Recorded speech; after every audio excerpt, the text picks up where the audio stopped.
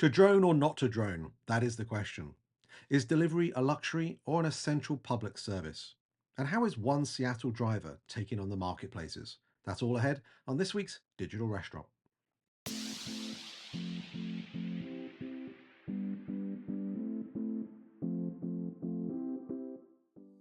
The digital restaurant works like this. We're going to ask each other 5 questions about headlines that affect the worlds of restaurants, off-premise, and technology, that in some way tie back to our book series, Delivering the Digital Restaurant. Are you ready? Let's go.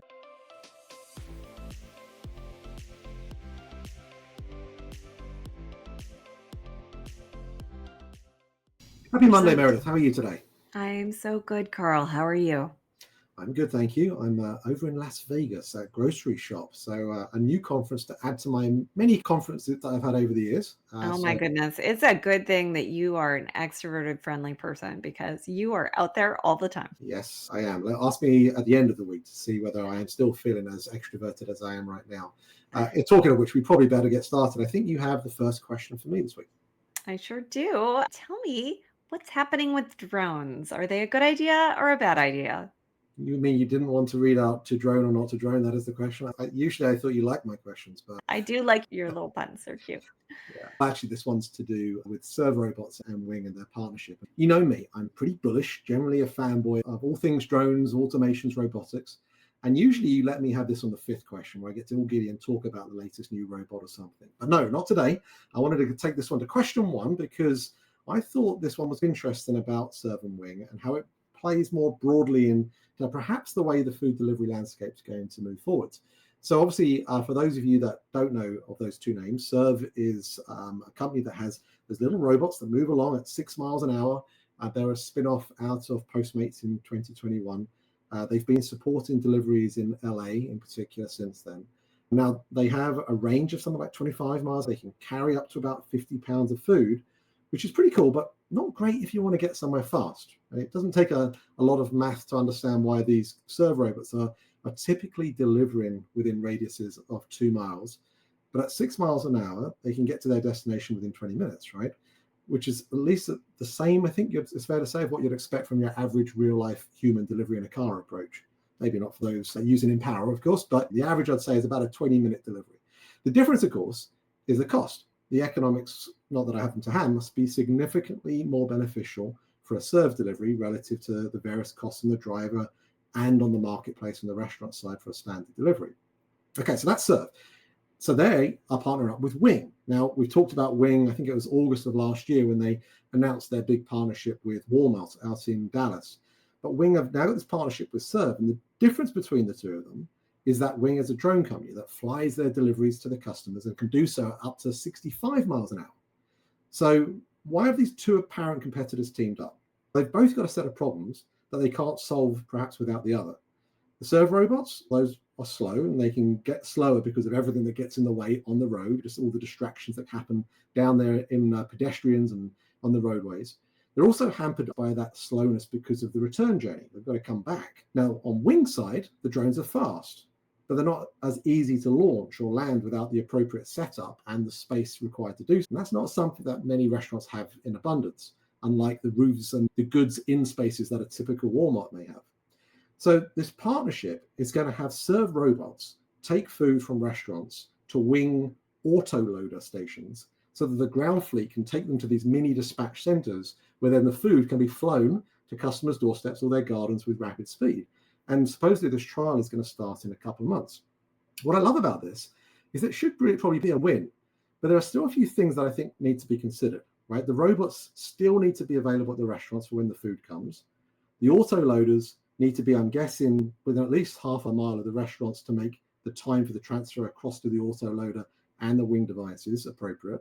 And then the autoloader needs to be streamlined efficiently enough to be able to enable sufficient dispatch of drones at the pace, because this model will clearly be developed to manage multiple merchants and their deliveries at similar times, which of course will be particularly tested at peak times. That's really what got me thinking, Meredith, because maybe this is the rebirth of Ghost Kitchens 2.0 or 3.0 or whatever it is these days. Maybe now if you can dispatch food seamlessly into an area where perhaps it's not the last half a mile or a mile, but the last 50 feet, which can be managed by robots into these Wing autoloaders and the dispatch of the food is literally seconds from the location, then surely that's a great way to not only remove the labor, but also the time aspect from the equation. Either way, innovation, I think, continues at a pace here. It's great to see collaboration of two of the more innovative players in the robotic automation delivery space. But I'm curious, what do you think? You think this is going to open up new doors of opportunity? I don't know. It sounds very complicated. I'm not a big fan of complexity, so that is a concern. As long as we have a bad underlying disjointed system, adding capex to that bad system does not make it better. It just makes it more expensive. So even though we might say, well, the unit costs go down because you don't have labor involved, and that might be true. You've spent a whole bunch on capex putting together this autoloader and all the drones and the robots and all these other things. Ultimately, there's probably a lot of different ways that deliveries should be made. Sometimes they should be made on bicycle, and sometimes with a car, and sometimes with something self-driving or a robot or a drone, depending on where it's going and a variety of factors. But if you were to subject an individual restaurant to all of those different types of delivery, it would be even more chaotic than what they're experiencing today. I would like to see a future where the restaurant takes control of delivery and maybe they have different modes that they do it in depending on where the delivery is going. But to me, having different delivery modes attacking a restaurant, I guess is the way I'll say it, seems operationally complex. Sounds like you have conveyor belt PTSD there. Everyone that knows that what that story is about will be able to ask us later.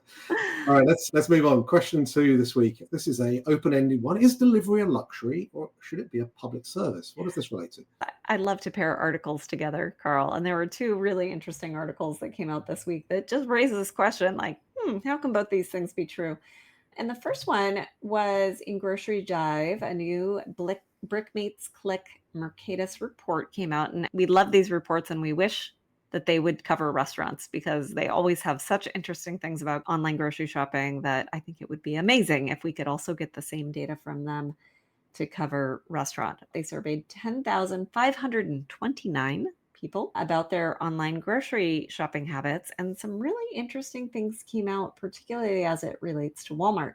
Walmart is growing tremendously with affluent households, and these are those that make over $200,000 a year in annual income. That affluent monthly user base has increased 5 times faster over the past year than the overall monthly average users have. That's really interesting. We could probably discuss that in and of itself for quite some time.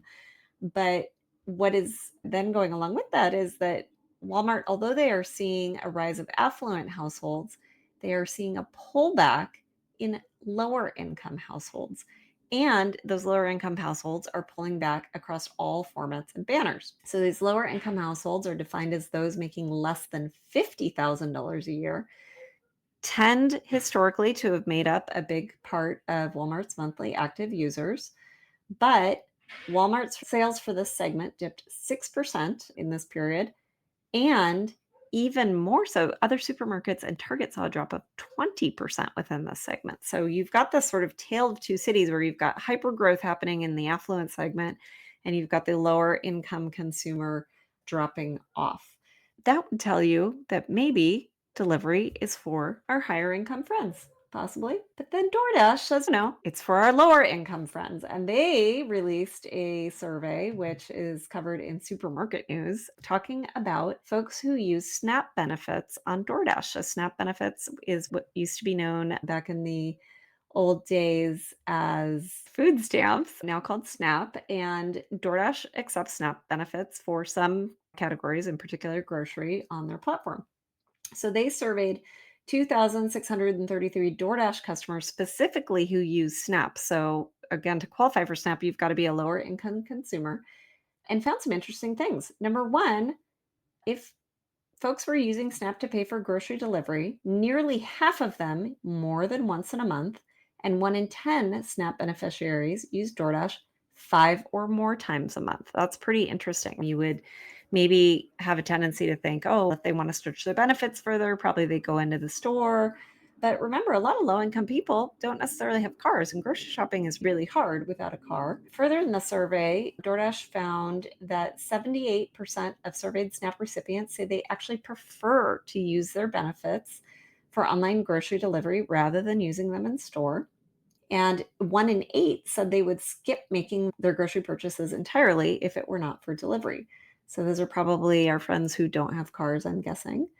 And 61% of consumers surveyed say they feel self-conscious about using SNAP benefits in stores. So maybe even if they do have a car, they feel better about buying online. There's a lot of really interesting things going on there because Walmart, on the one hand, is telling us that we're seeing mix shift toward more affluent people who can afford delivery. And then DoorDash is telling us, on the other hand, that low-end consumers are really benefiting from this. So we have talked many times about delivery being a very luxury price point, which does point to higher income consumers using it.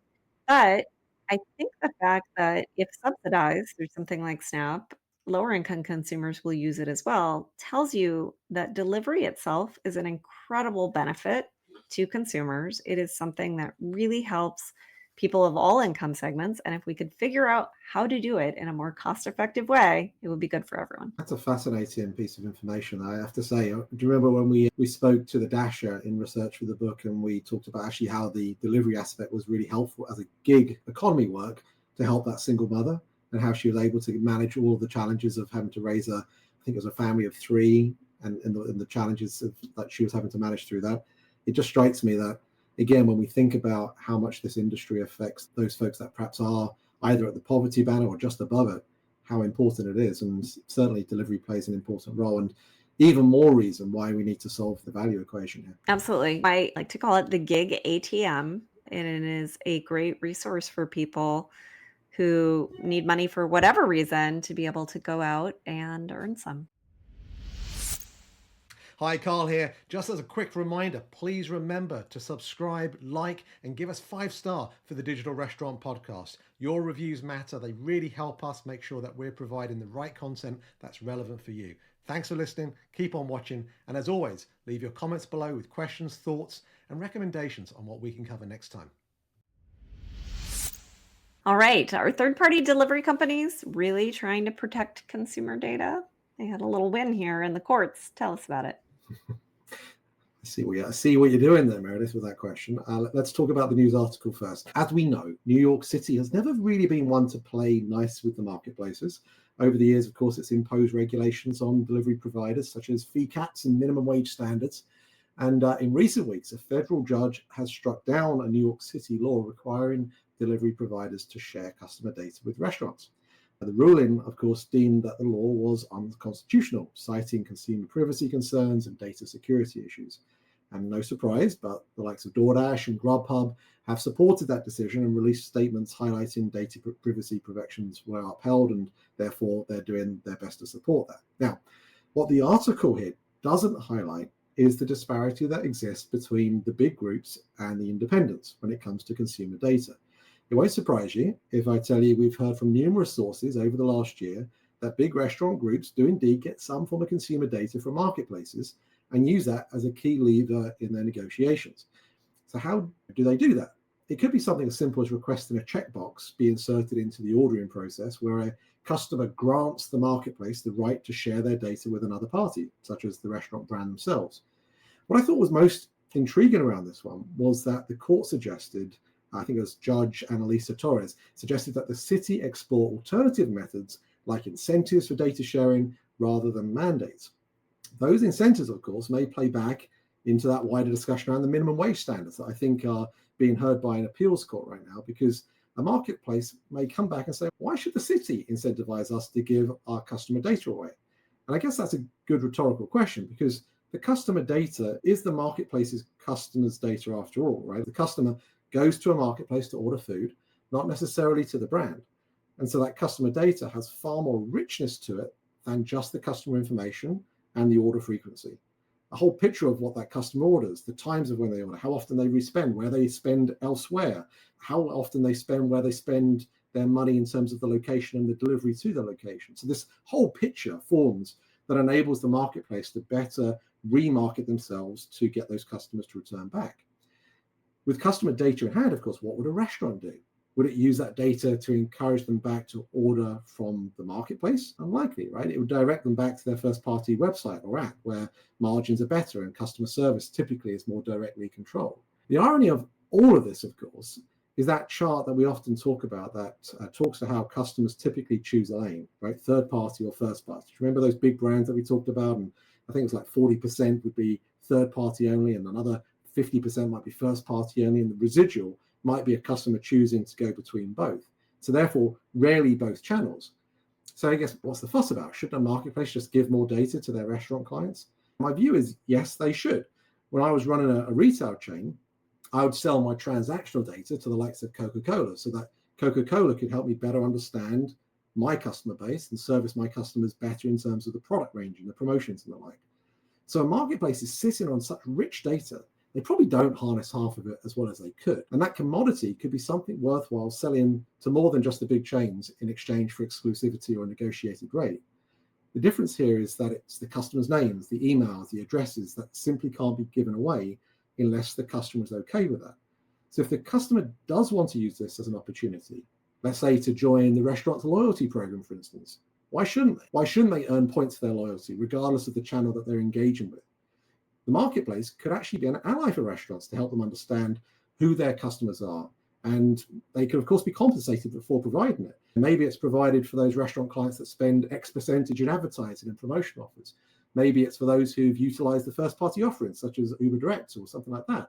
Because with better knowledge of the customers, the handoff can perhaps be better personalized and improved at the restaurant itself. I don't know, different ideas. The point for me is that customer data and improving the relationship between restaurants and customers is something everyone involved wants to believe in. But if that's going to happen, we're going to have to get to a place where the marketplaces and the restaurants and the cities like New York need to work more collaboratively together. What are your thoughts? I can see why they don't want to give the data away. It is their new business. They're on path to have something between them like $3 billion a year of advertising spend on the platform. And this is really the thing that's going to take them from being unprofitable to profitable. So I see why they jealously guard that. However, I think it's a little rich for them to say, we could not possibly give it away. It would be a violation of consumer rights if we did that and then be giving it away to certain parties. All right, let's bring up question 4. I have to confess, I didn't even know about this until you told me about it. And there's a fun little picture I'll bring up in a second. But Tony Delivers is taking back control from those marketplaces. This is on the other side of the country, though, right? This is in Seattle, not New York. This is in Seattle. Seattle has put a driver minimum wage in place that is one of the highest in the countries. DoorDash and UberEats say that the way that it's calculated totals to more than $26 an hour. The city's actual minimum wage is $19.97. So that is a pretty significant number. What this has caused is an absolute collapse of third-party delivery in Seattle. And if you talk to most restaurants, I think we talked about this on the podcast a few weeks ago. If you talk to most restaurants in Seattle, they'll say that they've seen their delivery volumes from the third-party apps drop anywhere from 30 to 80%, where they're just not getting delivery orders anymore because the consumer can't afford to pay for it. DoorDash and Uber have both said this is completely unfair. If the city's not going to pull it back, we're going to jack up prices and put on all these social surcharges. The city came back and said, oh, you can't do surcharges. Uber and DoorDash then put it somewhere else. But ultimately, they said the consumer has to pay for it. And they're playing this game of chicken with the city that has caused delivery volumes to just collapse in the city of Seattle. So what I love about this is that one of the Uber drivers has just taken matters into his own hands. Tony Illis, all of a sudden, he wasn't getting orders that he could deliver. And what I love about this story is that he says, I was like, you know what? This is over. This isn't going to work. And what he did about that was create a bunch of flyers direct to consumer saying, I will deliver it for you. And so he will deliver anything for just $5. It is a 1.5 square mile delivery area downtown, so super dense. And customer orders on the restaurant's website. They text Illis the estimated prep time, and he picks it up and brings it to them. They pay the delivery fee at the door with cash, Apple, or Google Pay. It's pretty cool what he's done. He's just said, I'm going to do this. Now, technically, he's not an app-based driver, so he doesn't have to subject himself to the minimum wage. He can charge whatever he wants. We also don't know how much he's making. I bet in a tight little delivery radius like that, he's doing pretty well between that and the tips. And then it gets really interesting because later it says that he's thinking that he might create an app to allow other people to do what he's doing. So then at that point, do they become app-based delivery drivers? Does he get subjected to the law? I don't know. But I'm pretty excited for him. I think this is such a great example of consumers want delivery. Delivery is a really great boon to all of us. It's fantastic. But the way that it's working today is not working, and cities trying to intervene, bless their hearts, might be making it worse, not better. And I just love that this guy took it into his own hands and said, "You know what? I gotta fix it." All right, our last question about Bubbakoo burritos. That's a tough one to say. Say it 10 times fast. I don't think you can. I'm glad you said Bubbakoo before I said Bubbakoo, just in case Bubbakoo wasn't being said in the right way that Bubbakoo wants Bubbakoo to be said. You said it first, Meredith, but yes, Bubbakoo burritos is probably the best way of describing them. And I wanted to call out them because they're the beneficiary of a tech partnership. We've talked about this spirit of collaboration through most of this year and the importance of tech partners coming together to ultimately help restaurants. That is the case here with Thanks and Attentive. Now, we've spoken about Thanks before, of course, in terms of the loyalty provider, but Attentive, if you haven't heard of them, they brand themselves as an AI-powered mobile marketing platform that uses SMS marketing, especially for restaurant brands. And so this collaboration between Thanks and Attentive has allowed them to leverage the power of personalization, in particular with regard to automated SMS marketing. And that has been used to boost customer loyalty and engagement, ultimately driving up revenue. Now, this partnership, restaurants can easily prompt their guests to opt into the SMS list during transactions. So that's part of the ordering process. And that therefore immediately enables a more streamlined way to build the customer database without adding incremental marketing costs. And Bubbakoo's has seen some pretty impressive results here. In just 1 month, they have added over 1,200 subscribers to their SMS list. That's pretty impressive, I think, right? Just to be able to have 1,200 known customers now is really important. Not only known, but also to the point that you can communicate to them. In fact, they talk about their recent campaign achieving a 16.7 click-through rate.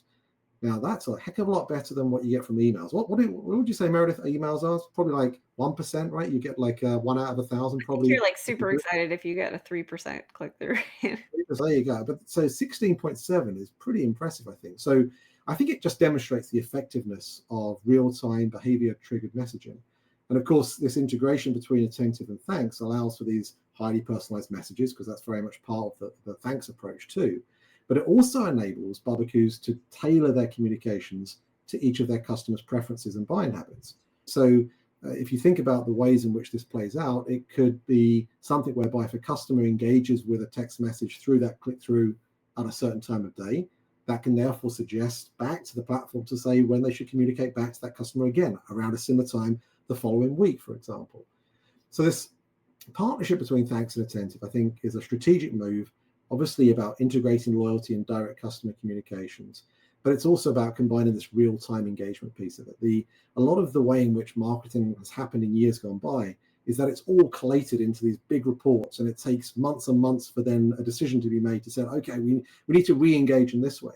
The benefit of technology platforms like this is that it's all about the real-time piece.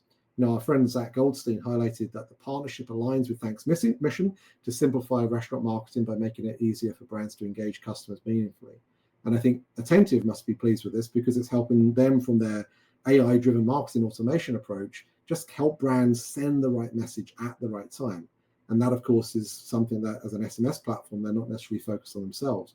So it's a really good example of two technology platforms coming together and helping a restaurant get some great results. For restaurants exploring tech solutions to elevate customer engagement, I think it represents a pretty promising model. How about you? It's good, although I do wonder how much of that click-through rate and that success is a reflection of what you described in terms of real time and personalized and those kinds of things versus just text isn't saturated, right? Like none of us read our email anymore because it's been saturated. None of us read our notifications anymore because it's been saturated.